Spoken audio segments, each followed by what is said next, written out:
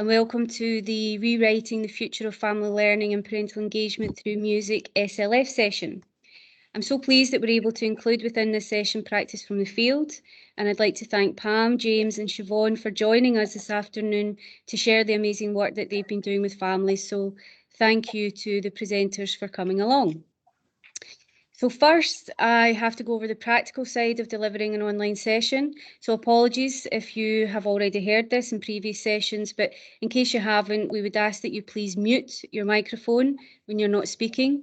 You will have the opportunity to speak if you want to ask questions at the end. You can also use the chat panel to ask questions, post comments, resources, anything at all you would like to share. If you do want to talk or ask questions, please put the word speak or raise your hand and one of the facilitators, myself or Beverly Ferguson, will bring you into the conversation.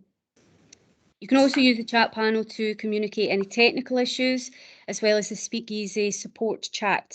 If you lose connection, just follow the instructions again that you were given, and that will give you access to the session.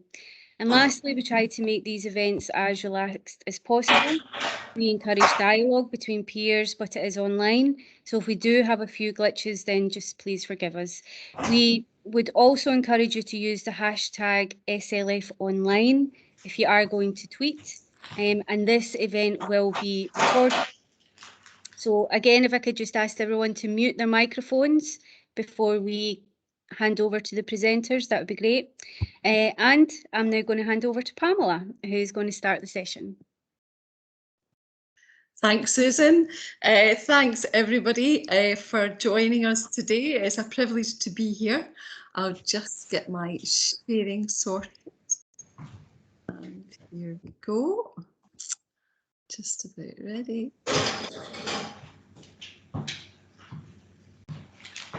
I think somebody's still unmuted. There we go. That sounds better. Can everybody see that on screen now? Is that first slide up? Yes. Yeah, cool. Thanks, Beverly. So I'm Pam Black. I am the Education Support Officer for Glasgow City Council's Create Music, and I'm responsible for the Instrumental Music Service and Youth Music Initiative teams and what they deliver. Create was established about 5 years ago by Glasgow Education Services to raise attainment and achievement across the curriculum through thinking differently. And Glasgow has been very much a supporter of music and the arts in school and what the benefits for our children are. And so we have been working to embed music in the curriculum and very much to have music and the arts to the fore. And we're supported now through the development of our social media, which through lockdown, that was very much part of what we developed along with our new website. And we have developed a framework which supports classroom teachers, children and families. Today, I'm going to have a chat through one of our big projects that came about a few years ago when the Pupil Equity Fund was introduced by the Scottish Government. And this project has just wowed us in so many ways. It started with 4 schools and it's now in 9 schools across the city. And some of this programme involves family engagement, and it has had such a big impact, and we are just so proud of it. So the project was first developed across 4 schools in the East Bank Learning Community in 2017, and head teachers were working with their QIO to chat through how they thought they would spend their pupil equity money. And this group of head teachers were really forward thinking, and they were looking for a project that could be very different, transformational and very inclusive, and keeping the sort of pupil equity fund ethos at the heart of it. You know, we're raising attainment and closing the poverty-related gap. So it was worked on in collaboration with children and families. And we came up with the idea of Baby Strings, which is a whole class project, and it is for primary 1 to 4 pupils. And it really is transformational and innovative, and it really does raise attainment and close this poverty-related equity gap that everybody chats about. It's delivered as a whole class project for primary 1 to 4s, and every single child learns to play a violin, a viola or a cello. You can imagine the fun and the games and the noise. There's no streaming involved. We wanted this learning experience to be as inclusive as possible and to really allow our children to learn from one another and not just the teachers. So the lessons are delivered in class by 2 Create instrumental music instructors and a classroom teacher. And as we say, the children learn together and they really are encouraged to peer support. And they do learn so much from this way of learning. The listening skills that have, you know, become just part of the course for these children is phenomenal. There's a real sense of team and belonging, and this shared language of music that now these children have is just fantastic. But obviously, wider than that, we have the classroom staff involved, and again this is a big part of the project. So there's an upskilling element of the programme through CPD sessions, CLPL sessions, that the classroom staff come along and work with the tutors, and it allows them to have enough knowledge to deliver an element of the lesson throughout the week. So the children don't just get that lesson once a week, they're getting elements from that lesson throughout the week. So if, for example, the children are learning about the parts of the violin, we've got little rhymes that they learn, and quite often the classroom teachers will have that, and they'll maybe be on their way to do their outdoor learning, so they'll sing that song on the way to do their outdoor learning. Just different ways of getting that lesson or that knowledge sort of repeated, and the children keep that engagement throughout the week, and it's been hugely successful. A couple of the teachers you can see there are head teachers, so it's not just the classroom teachers that are involved, it's much wider than that, which has just been a really exciting part of the project as well. And what slide are we on now? Yeah, so as well as aligning with the Pupil Equity Fund aims to raise attainment and close that poverty-related attainment gap, the project aims to bring the learning community together. And so we wanted not just the classroom teachers and not just the children, but the families. Oh, figure if the in your on's really cracked, you can join another in. Oh, someone in for music now. Hi. Somebody's unmuted. Yes, thank you. So families have the opportunity to be involved from the very start. So we have lots of different things that we do, but right away, before we've even got instruments out, the children are maybe learning about the parts of the instrument that we talked about. And so we make a cardboard instrument. So we invite the families into school, and the children get to make these instruments. They take them home and they're all asked to look after them. And if they bring them back in good condition, we usually do this over an October break, so they have them for quite a while. And if these cardboard instruments come back in great nick, they will maybe get their real instruments out. So there's a real incentive there. But again, it allows the parents and families to come into school in a very relaxed setting, hear about the projects and get to know what's going on with their children. So it's a very comfortable place for parents to come in. So we also have a meet the teacher. So again, with this, the families are invited to come in along with siblings, with grandparents, whatever, and we serve coffees, we serve teas, and there's all sorts of chat goes on, and the families have the opportunity to chat with the teachers and learn about the project, and the children that are involved in the project are also allowed to come into these sessions. So there's a whole sharing of what's going on, and again there's a real good feel factor, and everybody just enjoys the sessions. And so again, it's this encouragement of sharing for the children, sharing with their families, so when they go home they get something else exciting to talk about, and it's not just your usual coming to a parents meeting where you're maybe told, oh, your child's not behaving very well in this, or they could do better with that, or it's a very positive place for parents and families and siblings, grandparents, whoever we can get in to come along to and hear about what's going on. So another one that we do is show and tell. Show and tell is usually a riot, because by this time the children have their instruments, and again you can see in that picture the families come in, the children get the instruments out, they let their parents and their grannies, their wee sisters, all try these instruments, and they're giving them a lesson, and there's great conversation goes on, and again it takes away this kind of elite feeling of learning a violin or a viola. It's very much a thing that everyone can do.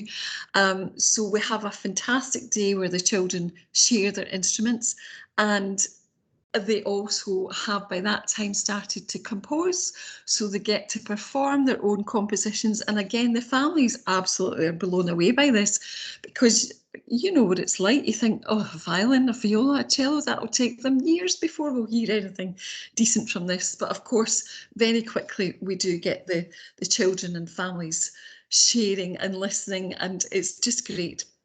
Anyway, the project's been developed over the past few years, and the families, as you can see, are encouraged very much to be part of this whole scenario, and it just begins to build confidence, it widens horizons, and it gets this feeling that their children can do this. This is something that everybody can be involved in, and it's not just if you're a virtuoso you can do it. It's right across the classes and the school. And as the children come up the school, we've actually got to the stage where we've reached primary 5, and this year we've had such a success with the primary 5. They were asked at this point if they would like to continue or if they would prefer to go on to the ukulele lessons, which we're offering at this stage. And there's been over 2/3 of every single class want to carry on with their instruments, so that's been a real challenge for our instrumental service to get these children to have lessons, and it's just a great success story again. So again, there are so many of these events that we have the children, involved in. I think I think there's a slide missing, sorry. We have our show and tells, and we have our parents' days, and we have our spring concerts, Christmas concerts. We have our whole learning community concerts, and again, the parents are involved in that. They come along to the secondary school where it's hosted, and they get to see the secondary school teachers where their children are about to go, so it helps with transitions as well. And we also have outside activities where the pupils are playing in city chambers or city halls and art galleries, and so again the parents are invited along to these sessions.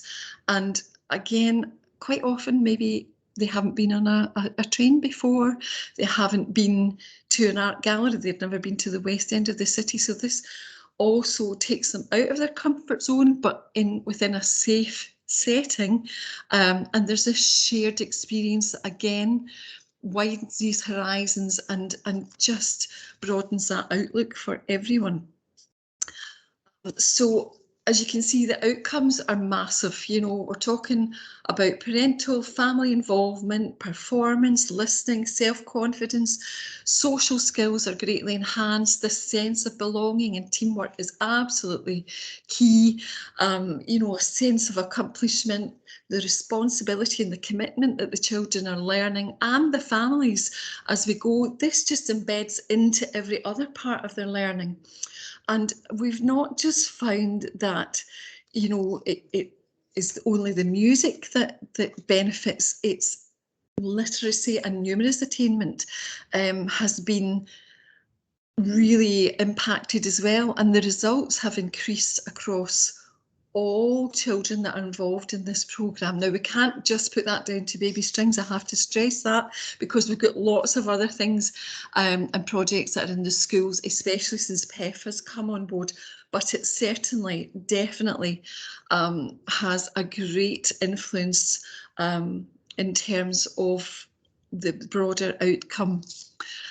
So again, through this shared language of music, there's a real sense of hope, change and possibility, and a real belief amongst families that their children have got this opportunity. And we hope that we can keep building on this throughout the coming years.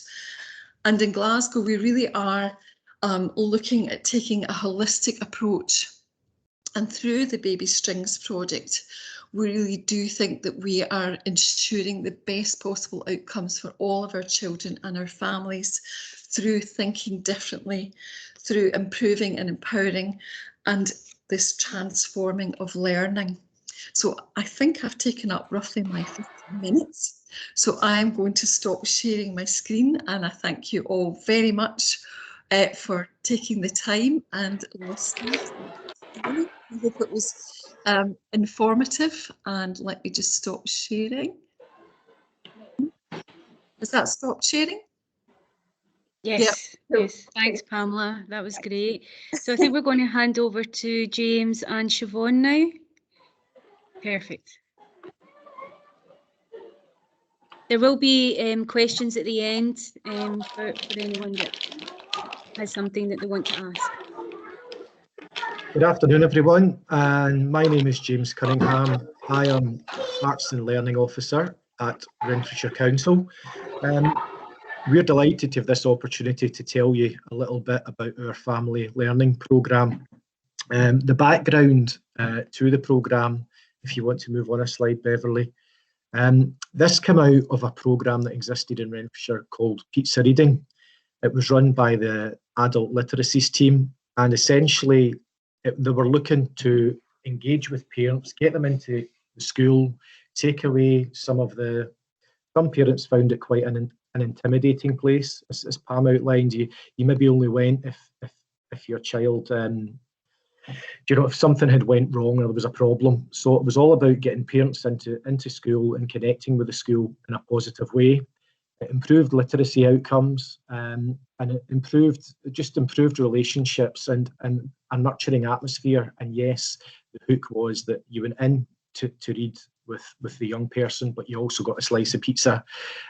We decided in the music service that pizza wasn't the way to go if you were going to be singing or playing ukuleles or playing an instrument. But we did see that it could be really positive to use music as a vehicle to bring a nurturing environment to school communities.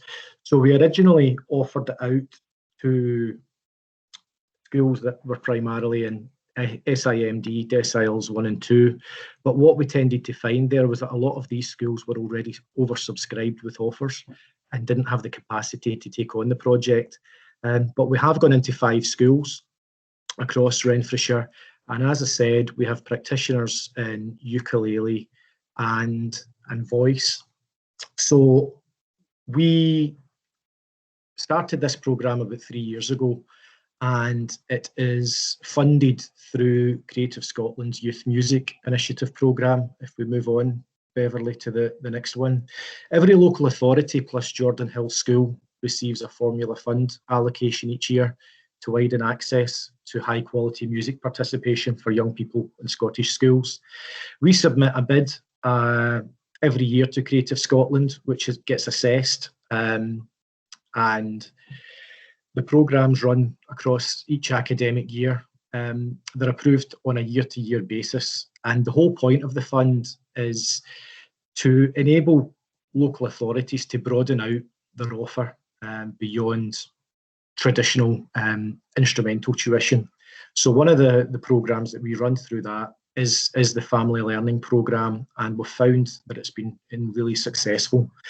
So in terms of implementation, we engaged freelancers to come in and work with our families in the schools, and with support from the music service, these practitioners have developed their own programmes of work to measure the outcomes. We're looking for musical outcomes for the young people, but we're also looking to see general improvement in health and well-being and confidence building between the child and the parents and carers.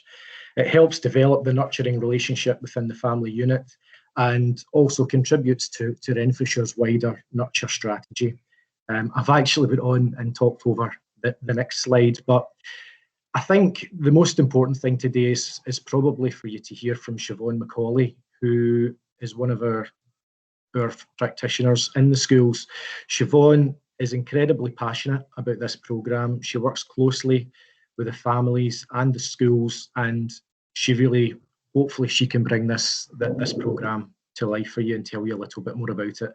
So I'll pass you over to Siobhan. Thank you, James.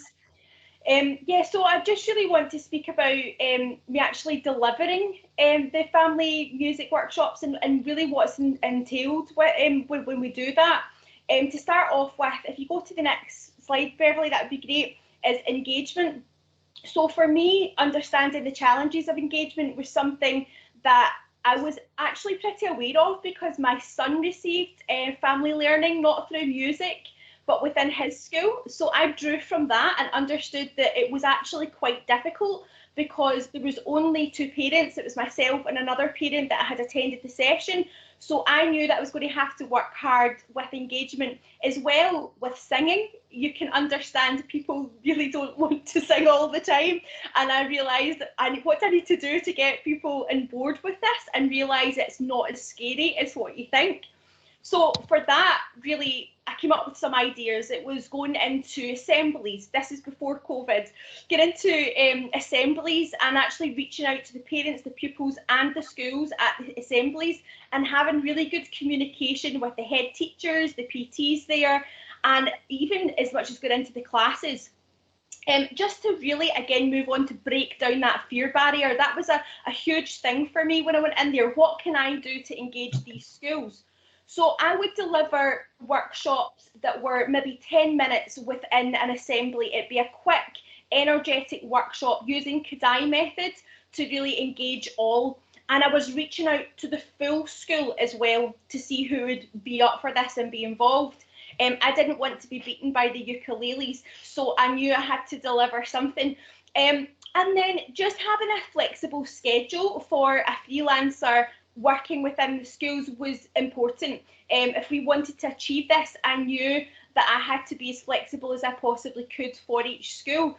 I have to say, with the ideas that I was coming up with in order to engage, the team that I was working with, Katie Rush and Mark Jainer, who were incredibly supportive, and I think that helped a lot with our engagement within singing, because I would come up with these ideas and they'd be like, go for it. They were always super encouraging.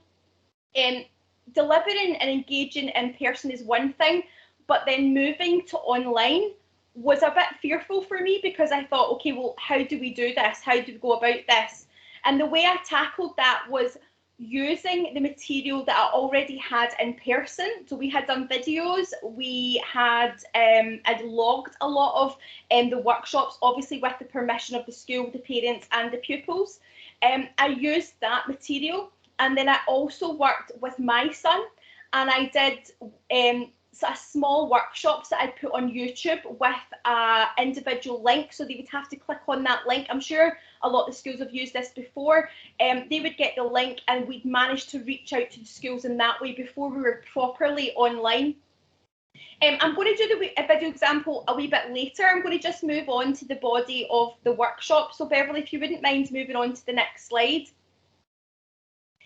So yeah, family-led workshops, that for me was incredibly important, because there's no point in me saying we're going to sing Disney and they don't want to sing Disney.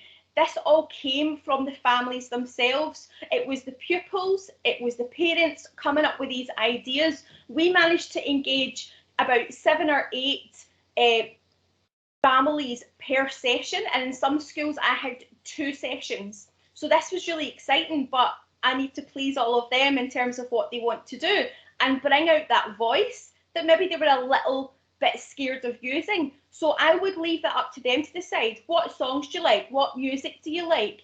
And then work on a way of how to bring that together. At one point, I had Led Zeppelin, I had The Greatest Showman, I had all these Disney songs and various other pop songs. And I thought, well, how do I bring that together? So I would use things like medleys. So I would do what's called the 4-chord song and just put these songs together. So I was making a big medley of songs that they all loved and pleasing everybody. Initially, when we started singing, I would use warm-up games that I'd use for any age. So from primary 1, even preschool, right up to adults. The Kadai workshops and the Kadai method that I used really helped to engage. We would do things like the penguin song, where it was just a laugh for the adults and the kids loved it as well, but they were using their voices and they were singing. Empowering parents was a big thing for me, because I wanted them to stand alone sometimes and have that time.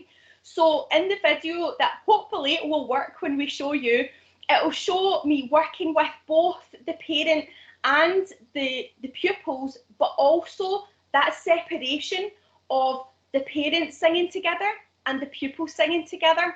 And it started off, they didn't want to, sing at all. Some parents were really, I'm just here for my child, I'll not sing. And by the end of it, they were like, move aside and stealing the show. And that was wonderful to see as a person delivering these workshops. It was goal achieved. It wasn't about how well they sung or how, a big performance that they were going to give at the end. It was just about the little moments and the little interactions.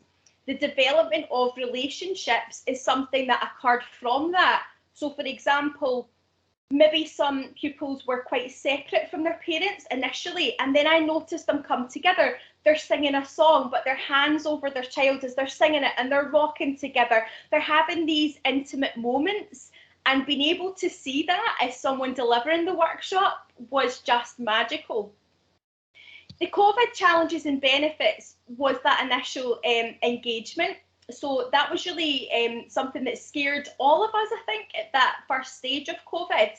And we, Renfrewshire Council were on it straight away, and we did these short blasts of workshops and eventually went online. When we went online, the benefits of that was that I was able not just to reach out to the family member that was there with the pupil, but the sisters, the brothers, the grannies. We had full families involved when we were online. So that for me was massive. I mean, I remember I asked them all to do a selfie, and there was maybe about, it felt as if there was about 12 people in the one photograph, all being part of this family learning through singing, which was great. If it's possible, Beverly, could we show the video? I think I could talk, but this really speaks for itself.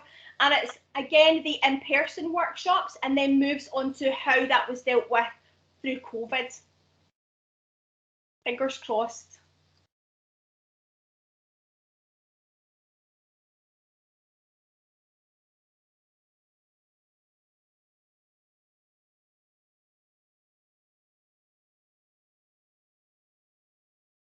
So just while that's loading up, at the start of this video, this was pre-COVID. So here we go.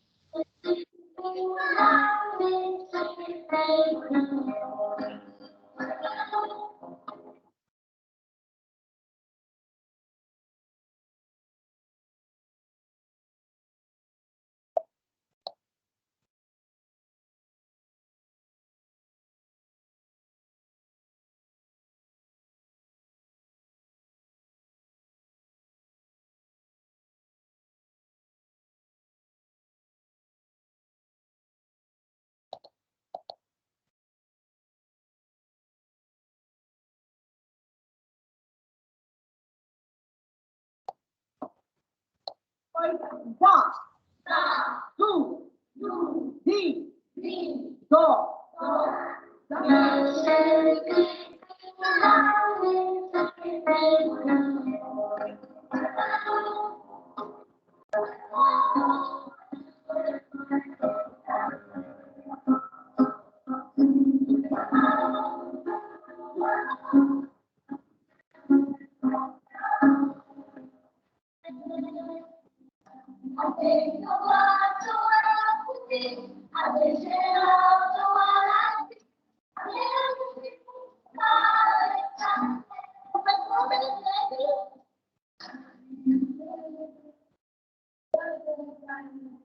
and girls, I hope you're all doing well and safe.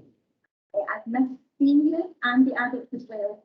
So I thought I'd do a video with a few singing games. If you remember? Yeah. I said a boom to the boom. I said a boom to the boom. Walk the boom.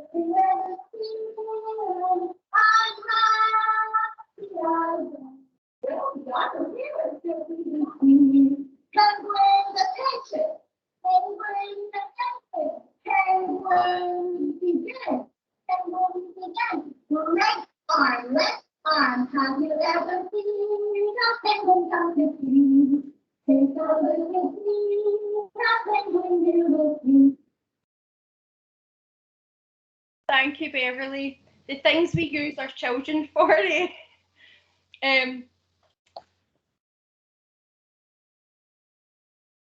Thank you.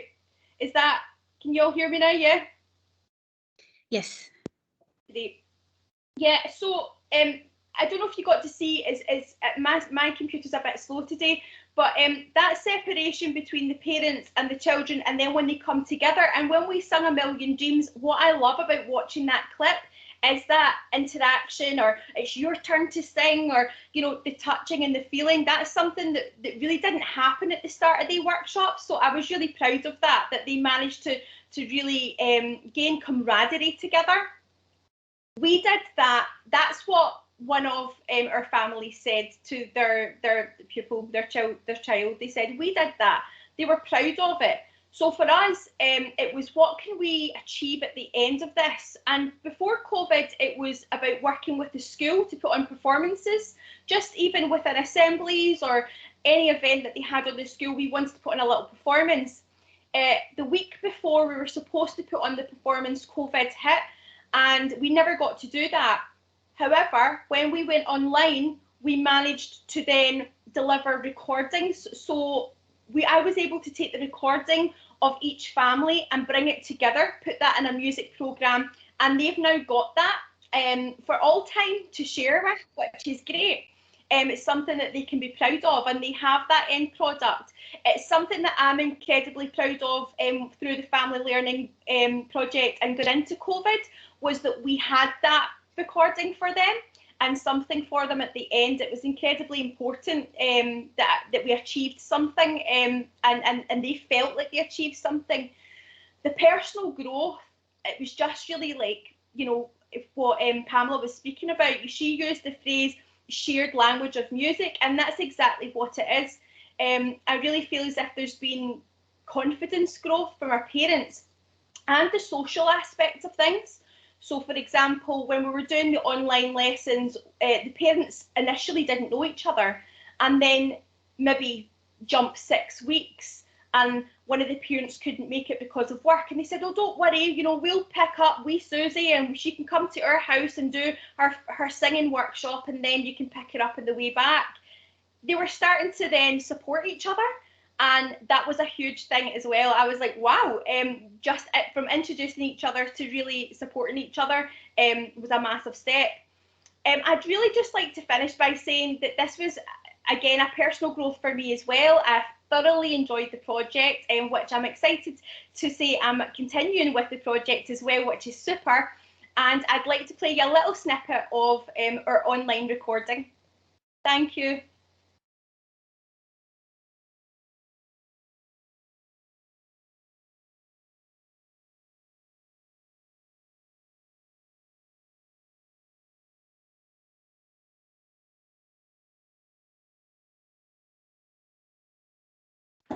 I'm trying to do it right.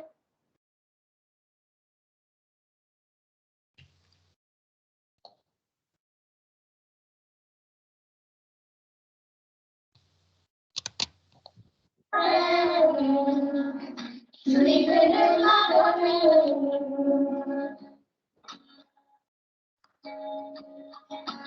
Don't show me family, all the blood that I will bleed. I don't know where I belong. I don't know where I was wrong. I feel my song. I belong with you, you belong with me, you're my sweetheart. I belong with you, you belong with me, you're my sweetheart.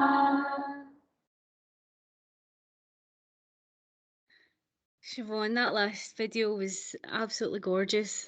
That song always gets me, I have to say. We thank you very much. I really enjoyed both sessions, and I think it's a testimony to your work that you're engaging with so many families. Like, I think music is one of those areas that just breaks down a lot of barriers. And I love to hear that it was reducing isolation, building communities within your families, lots of great areas of impact. So we're going to open it up for some questions, if that's okay with you guys. And we do have one. Now, my chat panel has just started working again. But Dorothy, I don't know if you're there. You had a question? Yeah. Hi, Dorothy. Oh yeah, hi. See Yes. myself? Yeah, I'm in my kitchen. I'm not usually. Yeah, no, listen, that was absolutely phenomenal. That was amazing. Thank you so much. And one of the reasons I wanted to tune into this session was because I'm very interested in the family aspect of it and practical skills and just communicating and increasing confidence.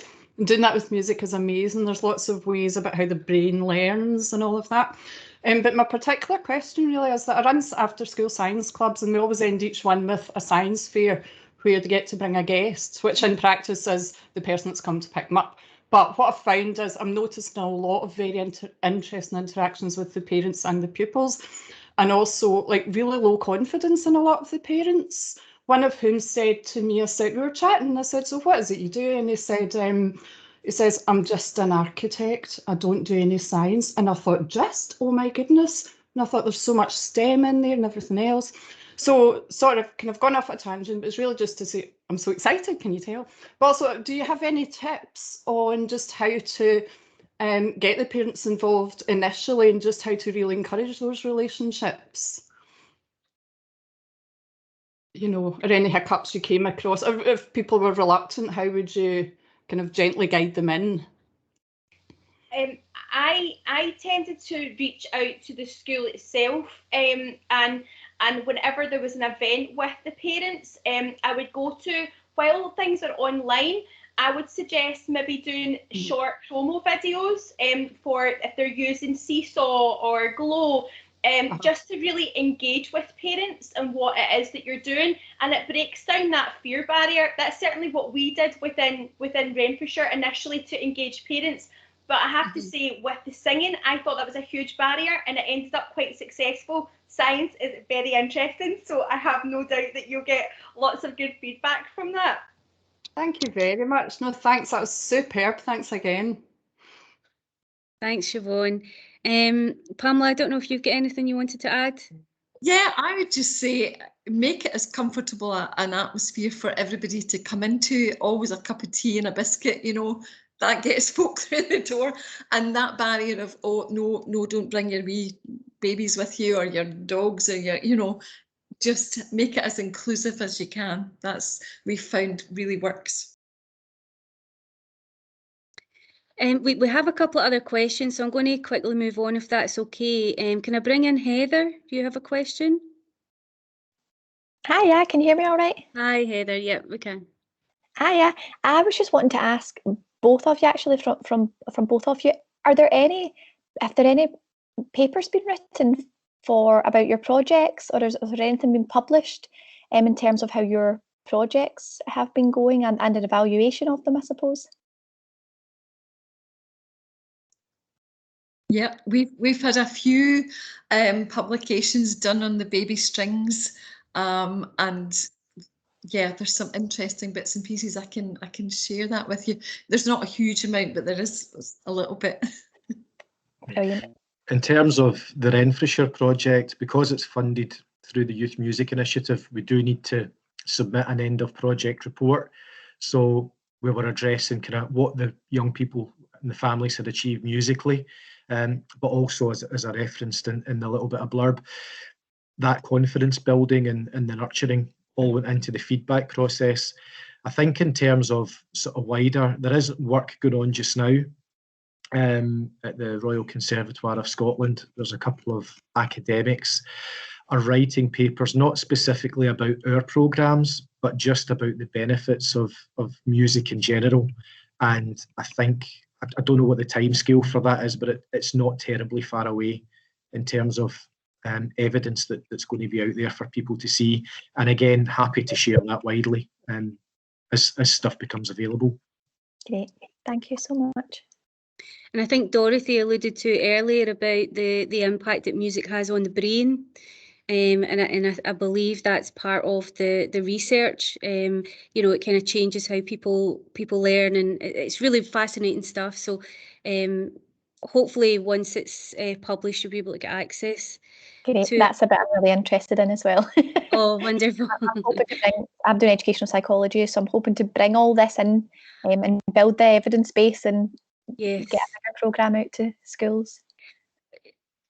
Heather, I would encourage you to go on and have a wee look at the events page on Education Scotland. We're working with UCL right now on the neuroscience of learning. So if you're interested, then you can come along to some of our sessions. We're looking at maths next week, but I don't want to hog this. So you can certainly contact us later on if you want. Jacqueline, can I pull you in just now? Because we've only got 3 minutes left and we've got a couple of questions. Hi, Jacqueline. Hi there, thanks very much. Thanks to everyone for your presentations. That was really enjoyable. We're actually doing some work just now with RCS because we, completely on side in terms of understanding the benefits and the sort of wider impact on the general development of our children. What I was really keen to look at was the sustainability of programmes like that within our services, because what I didn't want to do was to be introducing something that I had to keep looking for funding for all of the time. So some of the work that we're doing just now with RCS is around identifying what it is that I guess our practitioners need to build their confidence and their skill set and their understanding for them to be able to take on board some of the work around music development and to further engage parents around that. And I was just wondering if anybody had any suggestions or tips or pointing us in the right direction for that.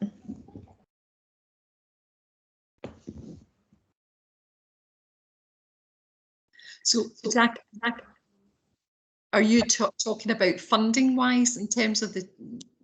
No. Not necessarily, no. I think really it's about how we develop our practitioners within our settings, so that it's not always about having to bring in specialists to be able to develop these skill sets, so that it is something that we can sustain within our services rather than having to keep looking for funding all the time. Yeah, that's one of the big things, and again, I think it's the same in Renfrew. Part of the Creative Scotland funding for the Youth Music Initiative is that there are CLPL sessions and upskilling. That's part of that grant that we have.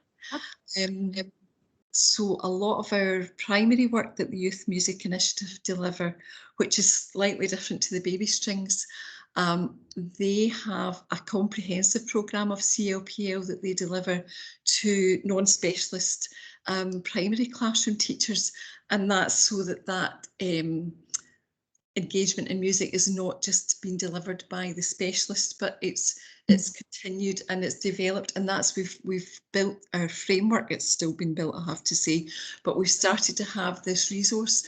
So there's a framework sits on our website now that all classroom teachers can have access to, and there's lesson plans, etc., all sitting there. And we do have in-person sessions that the teachers can access with the specialists as well, which is a really great way of upskilling and widening that output. That's great. Thank you. Thanks very much, Pamela. We are actually at the end of the session, but I don't know if, are you okay to stay for Denny's question? Is that okay to the panel? Denny, do you want to come in and ask your question? Hi there. Hi, I'm just joining from my back room because I've got some of my team in working today, so apologies for the backdrop. But yeah, I work for a children's musical instrument company. It's quite a new startup within the early years sort of sector. It's designed to be quite accessible, but I just was wondering with the baby strings, if it's like, how do you find that with dexterity and things in such a young age group?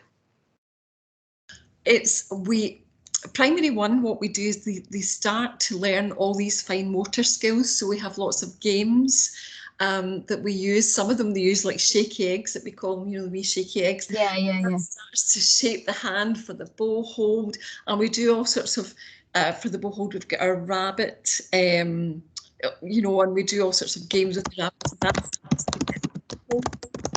to shape, and we use all sorts of. Usually, everything's been. The children are unaware that they're actually learning a specific skill, and it's generally just good fun, and they nod their bunnies, and we have rockets and all sorts of things. So it's without the instrument that we do a lot of that pre-instrument training, and it seems to work well.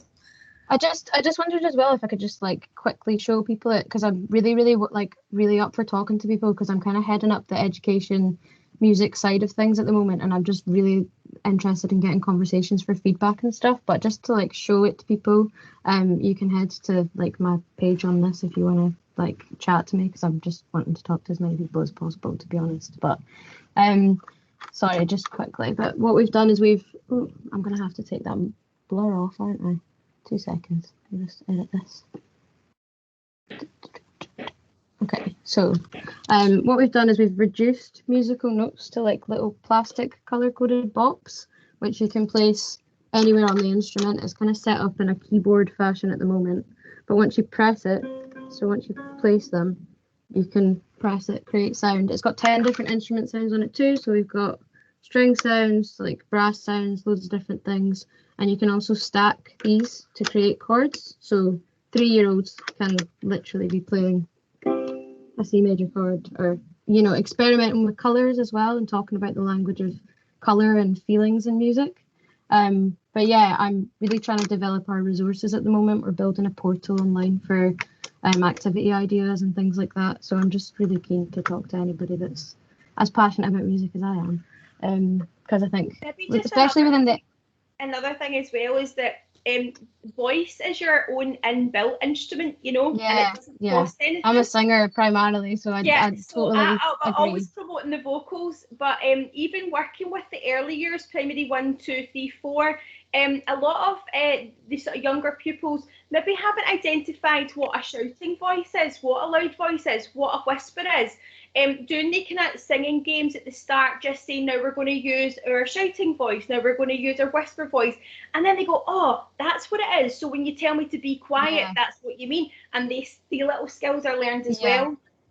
Yeah, we've developed some activities at the moment called Soundbop Safari, and it's based on things like that, but we've talked about the loudness of different animals, and you'll never guess it, but the second loudest animal known to us right now is actually a shrimp, which is insane because it creates a lot of vibration underwater, which is madness. But yeah, just kind of getting them to be almost critical about size and how that impacts things. But yeah, we're going to then bring that into volume and stuff on the instrument too, and also replicate it with vocals. But I just wanted to put the word out a wee bit, because I'd love to speak to anybody who's interested in just chatting more. Denny, feel free to put your details in the chat panel. I will do. That's perfect. But you know, that sounds really, really interesting, and I will definitely use the shrimp comments. Yeah, I'm it's sure. good, isn't it? It's like a whale, then a shrimp, and a lion is like literally in the Wow, middle of the I didn't scale. know It's that. crazy. Yeah. Okay, well, listen, we've actually ran over, so thank you to the panel for staying on. Thanks to everyone else for staying on. I hope you enjoyed the session as much as I did. I would just like to end by thanking Pam, James and Siobhan for coming and sharing their wonderful practice. And also Beverly has very helpfully put on some of our sessions that are coming up. The neuroscience ones as well are in there, so please register and come along. And also Pam is very kindly going to deliver a session, an extended session from this one in November, so you can see that at the bottom. So please register and come along, and you'll hear more about music and family learning, parental engagement. So thank you all for coming along, and I hope you enjoy the rest of SLF.